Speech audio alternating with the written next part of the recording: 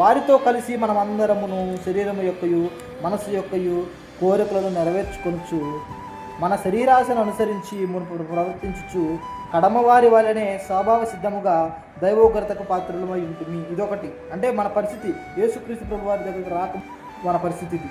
స్వభావ సిద్ధముగా దైవోగ్రతకు పాత్రలమై ఉంటుంది. అతిశయించడానికి మనిషి దగ్గర ఏం లేదు.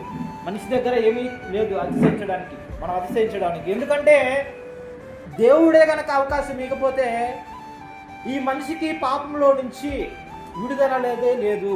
అంటే దేవుడు యేసుక్రీస్తు ప్రభువు వారి ద్వారా తన ప్రణాళికను సిద్ధం చేయకపోతే ఈ మనిషికి పాపం నుంచి విమోచన లేదు. అదే మాట అంటున్నాడు. అయినను దేవుడు కరుణా సంపన్నుడై ఉండి మనము మన అపరాధముల చేత చచ్చిన వారమై ఉండినప్పుడు సైతము మన ఎడలు చూపిన తన మహా ప్రేమ చేత మనను క్రీస్తుతో కూడా బ్రతికించెను. చచ్చిన వారమే ఉన్నామంట మనం, అపరాధాల చేత పాపాల చేత. ఘోరమైన పరిస్థితి.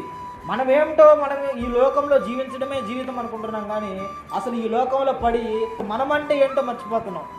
ఏంటి మన పునాది ఏంటి, మనం ఎవరి వల్ల కలిగాము. ఇప్పుడు మనకున్న వయసు ఉందా, ఆ వయసు ముందు అసలు మనం ఎక్కడున్నాము, మరి కొన్ని రోజుల తర్వాత ఇడిపోతాము అనే విషయాన్ని, అంటే ఈ లోకంలో ఉన్న ప్రభావము అసలు వాటి వైపు ఆలోచించడమే మానేసింది.